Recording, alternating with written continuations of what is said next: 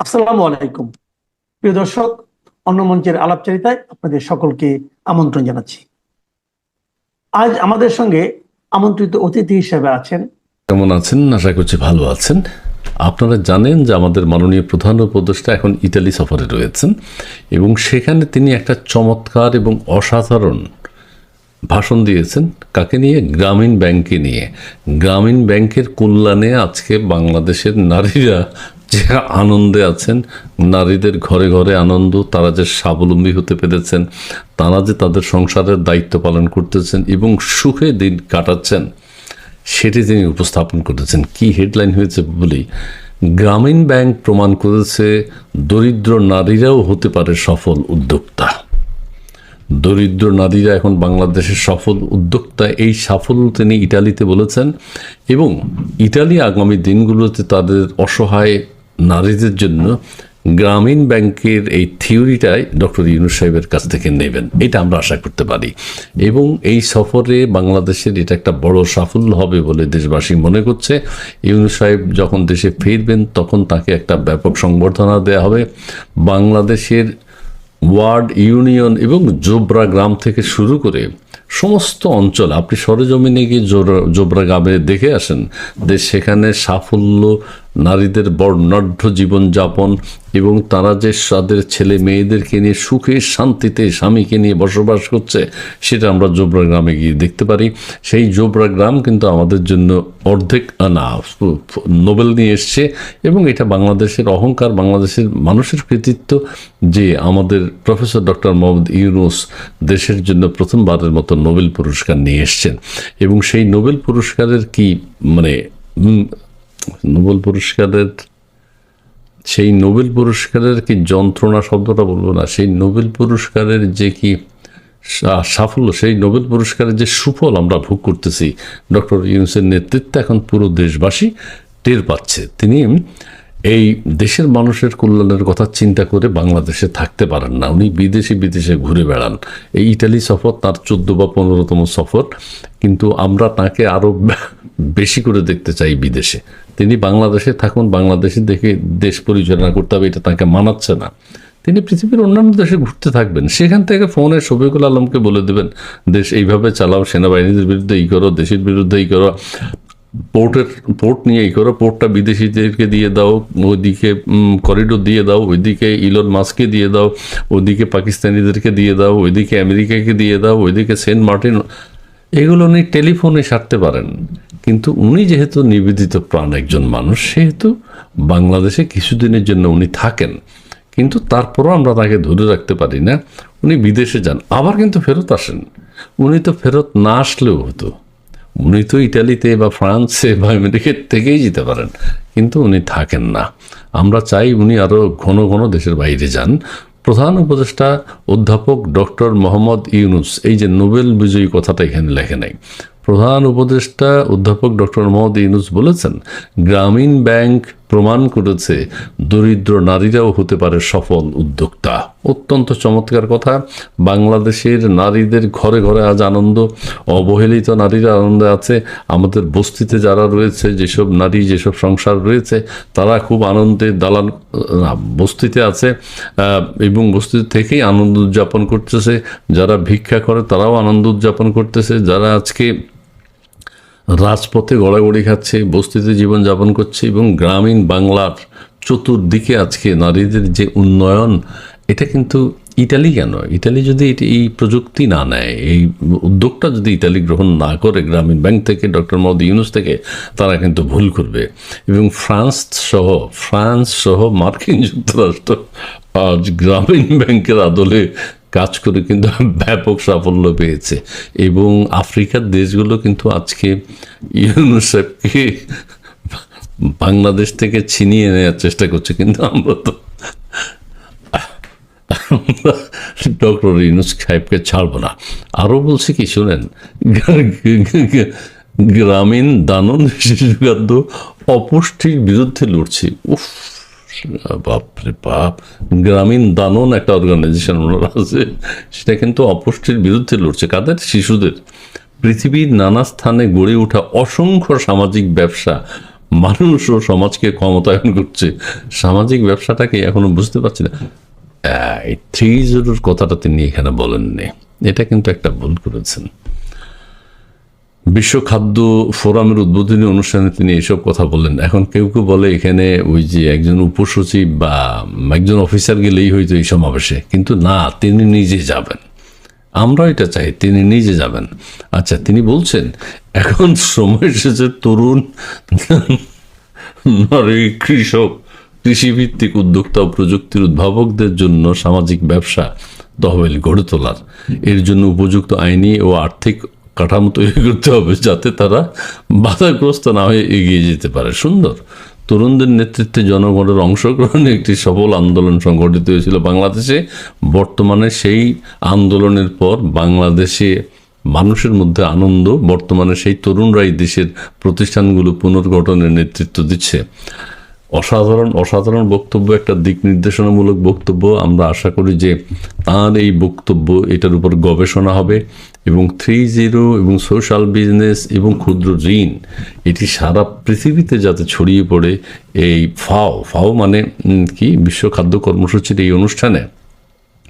এই অনুষ্ঠান থেকে আমরা ডক্টর ইউনূস সাহেবের যে বক্তব্য সেটি আমরা বিশ্বব্যাপী ছড়িয়ে দিতে চাই এবং আমরা এটা আশা করি ইউনূস সাহেবকে কিন্তু ওখান থেকে আফ্রিকানরা নিয়ে যেতে পারে, আমেরিকানরা নিয়ে যেতে পারে, ফ্রান্সের জনগণ তাকে নিয়ে যেতে পারে, এমনকি ইটালিও তাকে রেখে দিতে পারে, কিন্তু আমরা সেটি হতে দেব না। আমাদের শফিকুল আলম সাহেবকে বলা আছে যেইভাবে হোক জোর করে হইলেও ওইসব দেশের সাথে যুদ্ধ করে হলেও আমাদের প্রধান উপদেষ্টাকে বাংলাদেশের মাটিতে ফেরত নিয়ে আসতে হবে।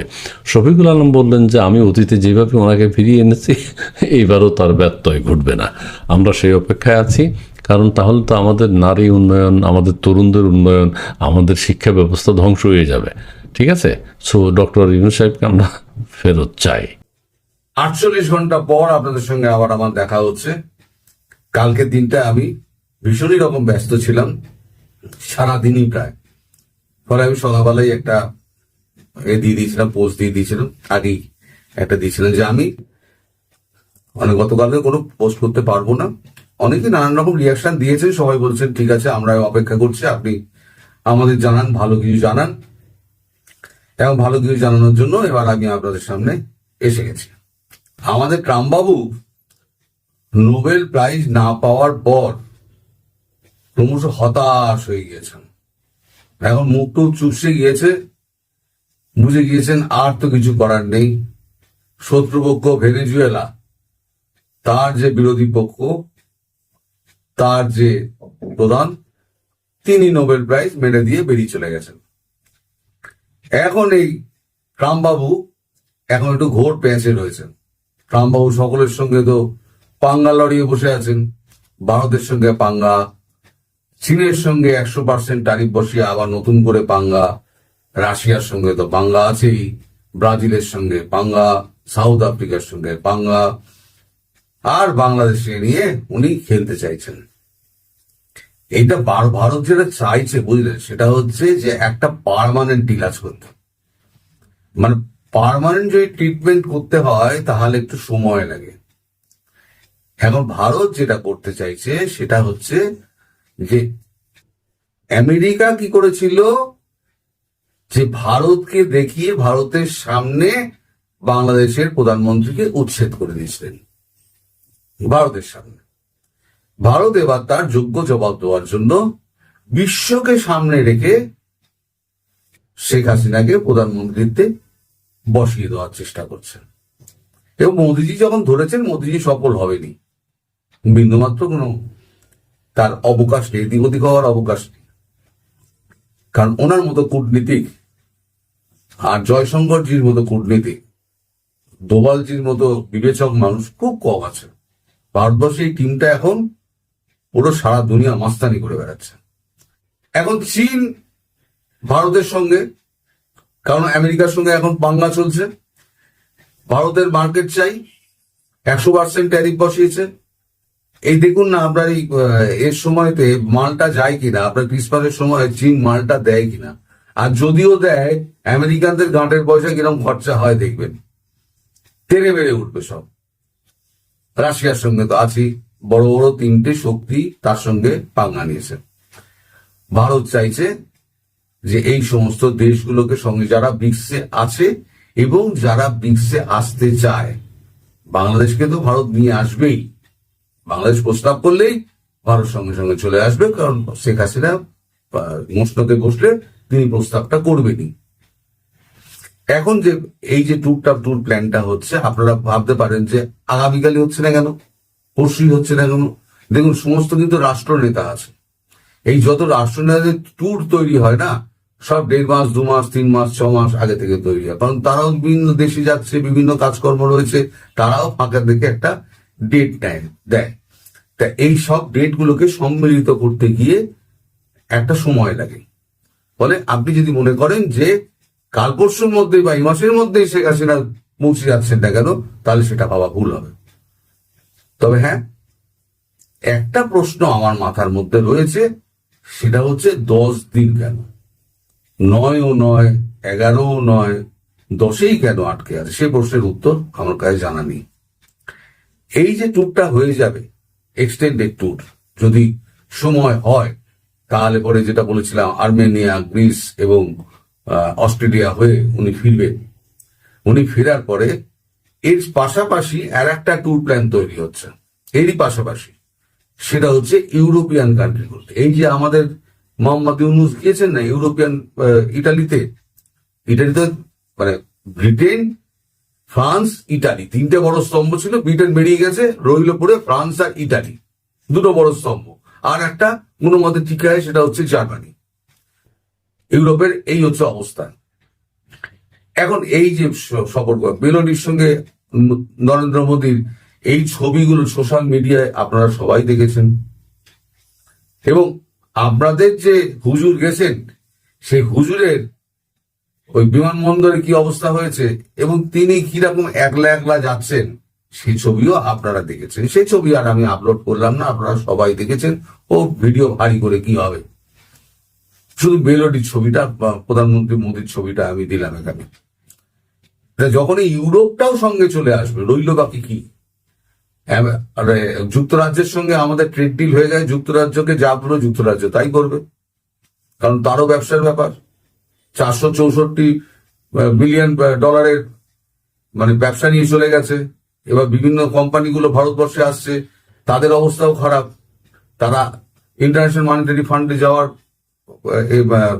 দিচ্ছে, মানে কথা ভাবছে। ওদিকে ফ্রান্সের অবস্থাও খারাপ, ফ্রান্সও ইন্টারন্যাশনাল মনিটারি ফান্ডের দিকে যাচ্ছে। তো এখন রইল পড়ে ইটালি, যার অর্থনৈতিক অবস্থা একটুখানি ভালো আছে। ইতালির সঙ্গে ভারতবর্ষের যা সম্পর্ক, এবং ম্যাক্রোর সঙ্গে যা সম্পর্ক, এবং জার্মানির সঙ্গে যা সম্পর্ক, অস্ট্রেলিয়ার সঙ্গে যা সম্পর্ক, এরপরে ট্যুর প্ল্যানটা যেটা হবে সেটা হচ্ছে ইউরোপিয়ান ট্যুর। তাহলে কি হলো, ইউরোপ সঙ্গে এসে গেল, এশিয়ান কান্ট্রিগুলো এসে গেল, সমস্তকে পাশে নিয়ে ট্রাম্প পড়ে গেলেন এবার একলা। চারদিকে তো তরবারি গুড়িয়ে তো নিজের নাক কেটে ফেলেছে, রাজা তো নিজের নাক কেটে ফেলেছে বাঁদরের হাতে তরবারি দিয়ে। আমেরিকা বাঁদরের হাতে তরবারি দিয়েছে, আর সেই তরবারি এখন আমেরিকার নাক কেটে দিয়েছে। এখন 4 বছর তো সে তো তরবারি তো হাতে থাকবে। এই 4 বছরে আমেরিকার কি দশা হবে, আর ভারতবর্ষ যা করবে তার অবস্থা, সে তো একমাত্র মোদী জানেন কি ব্যবস্থা করবেন। এখন এই যে আমি বলেছি না যে আর কোনো পড়ার শক্তি আর এর দিকে চেয়ে মানে চাওয়ার আগে, মানে দেখার আগে 10 বার ভাববে বাংলাদেশের দিকে দেখার আগে। কারণ সমস্ত শক্তিগুলোকে না এক করে নিয়ে মানে কাতারে এনে বাংলাদেশে প্রাইম মিনিস্টার হিসেবে ওনাকে প্রতিস্থাপন করে দেবেন। হ্যাঁ, আপনারা বলতে পারেন সময় লাগছে, কিন্তু বড় কাজে বড় সময় দিতে হবে। ঝামেলাটা আপনাদের দেশে যা পাকিয়েছে সেটা কিন্তু ভারত পাকায়নি, পাকিয়েছে আপনাদের দেশের লোকেরা। বিদেশের লোকের কথা শুনে পাগলের মতো দৌড়ে আপনাদের দেশের লোকের ঝামেলাটা পাকিয়েছে। এখন বাঁচারে আব্বারে চিৎকার করলে তো হবে না, এখন সময় দিতে হবে। তা সময়টা হচ্ছে এই সময়টা লাগবে।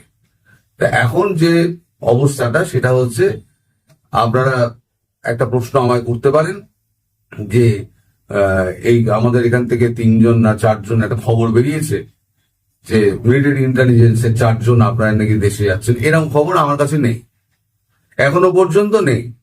আর যদি সেরকম কিছু হয় তাহলে পরে আমি আপনাদের জানাবো, কারণ আমাদের কাগজে এখনো পর্যন্ত সেইভাবে কিছু বেরোয়নি। দু একটা কাগজের সুটসাট মানে একে ওকে উদ্ধৃতি করে লিখেছে, কিন্তু সরাসরি এরকম কোন রকম খবর আমাদের কাছে আসে। যখনই আসবে তখনই আপনাদের আমি জানাবো যে আদৌ কি হচ্ছে না হচ্ছে। তবে আজকে এর থেকে বেশি আমার কিছু বলার নেই, কারণ এটা হচ্ছে সম্পূর্ণ একটা মানে একটা কূটনৈতিক ব্যাপার, বুঝতেই পারছেন। কূটনৈতিক ব্যাপার সবকিছু খুলে বলা যায় না। আমার উপরেও কিছু নিষেধাজ্ঞা রয়েছে, আমার নিজেও কিছু বুঝতে পারি যে এটা বলা উচিত হবে না। আপনারাই অনেকে লেখেন যে এতটা বলা আপনার উচিত নয়। খুব বুদ্ধিমান আপনারা, যারা লেখেন খুবই বুদ্ধিমান। আমি দুম করে বলে দিই, কিন্তু আপনারা অনেক বিবেচক বলেই আমাকে বারণ করেন। তার জন্য আমি কিন্তু রাগ করি না, আমি বরং সেটা বুঝি। আপনাদের যে আমাকে বোঝানোর ব্যাপারটা, সেটা কিন্তু আমার ভালো লাগে। তো যাই হোক, এর থেকে বেশি আমি আর কিছু বলবো না। শুধু এটা জেনে রাখুন, ভারতবর্ষ যা করছে পার্মানেন্টলি রাজ করছে, এবং আর কোনোদিন কোন শক্তি বাংলাদেশের দিকে ফিরেও তাকাবে না। হ্যাঁ, গণতান্ত্রিক ভাবে রাষ্ট্র চলুক, সেটা ভারতও চায় গণতান্ত্রিক পদ্ধতিতে। কাউকে দাবিয়ে রাখাটা উচিত নয়। একে ভোটে অংশগ্রহণ করতে দেবো না, ওকে ভোটে অংশগ্রহণ করতে দেবো না, এটা ভারত চায় না। ভোটে সবাই থাকবে, গণতান্ত্রিক পদ্ধতিতে ভোট হোক, এবং একটা সুস্থ সমাজ ব্যবস্থা, শান্তি শৃঙ্খলা ফিরে আসুক। তাহলে ফিরে এই যে ব্রিক্স যখন তৈরি হবে, ব্রিক্সের মধ্যে থেকে সমস্ত দেশগুলো অর্থ দিয়ে বাংলাদেশকে আবার 2-3 বছরের মধ্যে আবার জায়গা মতো পৌঁছে দেবে। তারপরে তো ভারত আছেই সাহায্য করার জন্য। ফলে এখন আপনারা একটু অপেক্ষা করুন, তড়িঘড়ি করলে হবে না, একটু অপেক্ষা করুন।